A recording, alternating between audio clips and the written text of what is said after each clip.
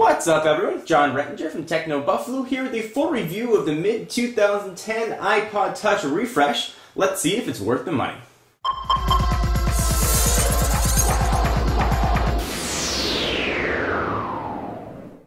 So being a touch-only device, the first thing you're going to see and what you're going to use most with the iPod Touch is the display, which has now been completely updated to include the iPhone 4's Retina display, which is going to give you a whopping resolution of 960 by 640 with 326 pixels per inch. And that's just fancy talk for saying the screen is gorgeous. I've talked about the Retina display on countless occasions in iPhone 4 videos, but suffice it to say, it looks just as good on the iPod Touch. Looking at older generation iPod Touches and older generation iPhones for that matter, you really can't see a difference with the screen. It's the highest resolution screen right now on the market and really does show and just pops. Images and text really look very crystal clear. Text you can zoom all the way in, you get no pixelation. And images, I mean they're high res, really do look quite nice on the screen. So one of the cool things I've always liked about the iPod Touch has been how thin they are. And this generation iPod Touch got even thinner, which is super crazy. Coming in now at 0.28 inches thick. And this thing is, I mean, razor thin. To give you a comparison, the iPhone 4 is certainly no fat boy, but it looks downright chubby next to its Touch cousin. Really very impressive. However, this thin design does bring some annoyances that I found while using the iPod Touch. Something to keep in mind. If you flip it over, we'll talk about some of the stuff on the back in a little bit. It is tapered, so it's rounded on the sides and rounded on the top. So the lock and power button, when using the device, you expect it to sort of just push here to be able to hit it. You actually have to almost lift up the device and hit the button down below. See, it's right there, so if you hit the top, you're not going to be making contact. So it does become a little bit of annoying. If you're used to using an iPhone, for example, you're going to have to sort of reconfigure how your fingers are, something that I just found to be a bit of a pain. And the same thing is going to be true with the volume buttons on the left. So this is also packing the A4 system on a chip, clocking in at just about 1 gigahertz. And this thing is very fast.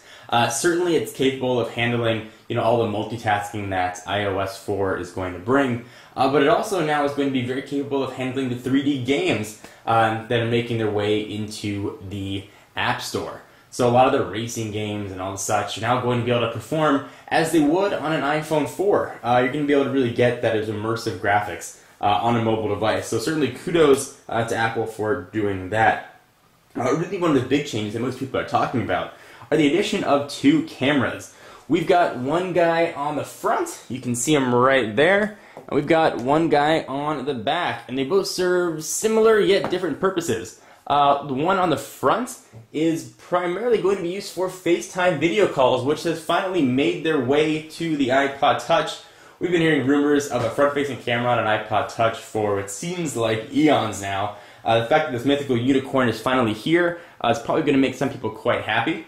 You may have seen my demonstration video I did on FaceTime. It works very well. You just register an email address and essentially call that email address, and it works from iPhone 4 to iPod Touch and vice versa.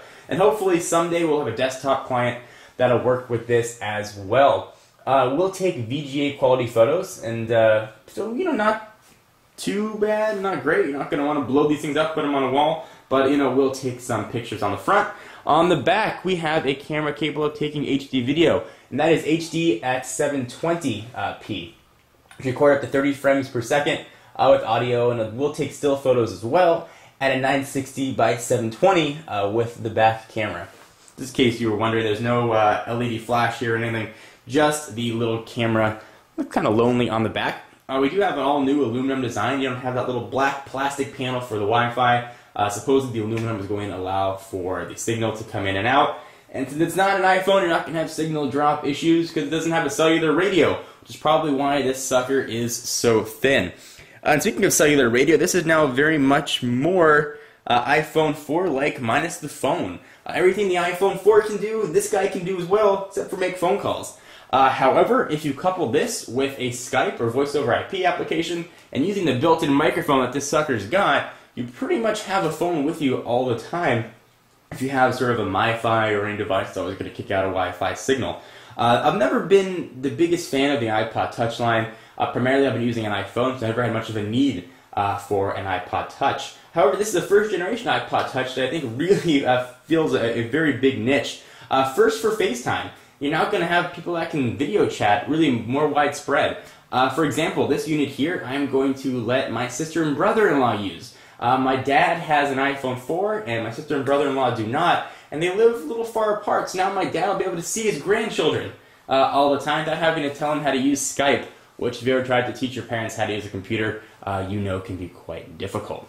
So that's just from personal experience. However, if you are an iPod Touch fan, you're going to be getting much more of what you love with the iPod Touch.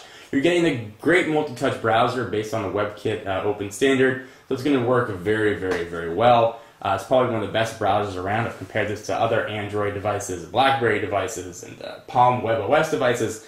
Still, the iPhone has the best browser around. Still, I find it a bit weird. The 3.5mm headset jack is on the bottom, but I guess if you're using an iPod Touch, you're probably used to that. So if you've been looking to get an iPhone, and you want an iPhone, we don't want to switch carriers to AT&T, the iPod Touch is probably going to be a perfect way for you to go. However, if you decide to do that, it is not going to come cheap. The 8GB model is going to cost you $229. The 32GB is going to bump you up to just about $300. And if you want to go for the granddaddy of iPod Touches, you want 64 gigs for $399. So not cheap. Not cheap at all. But you're not stuck with a contract. So this isn't going to be a review of Apple's product lines or what you think of Apple. This is a review of just the product itself. This product itself is still the best and the preeminent media player on the market. And it's very hard to not like it. It just works very well. The App Store adds a ton of functionality. Addition of FaceTime, the cameras, and now the new processor and the Retina display really just are nice value adds. So it already was a very solid product. So on a 1 to 5 scale, the iPod Touch in the realm of portable media players, really comparing to the likes of the Zune and some of the SanDisk players and some others, it's very hard to not give this a perfect 5 stars. It is very expensive, as tend to be with Apple products, but you're getting a decent amount there. Price aside, this really has everything that you could want from a media player. So, on a 1 to 5 scale, as I just mentioned, this is going to get a 5. Do you agree or disagree? Am I drinking Apple Kool-Aid, or am I right on target? Love to hear what you guys have to say. I am John Rettinger from Techno Buffalo. Be sure to check out the website for all your tech news, for exclusive content. Check me out at Twitter, twitter.com/John4Lakers. And all those links, some will be right down below. So be sure to check those out. I will see you in the next video. Bye-bye.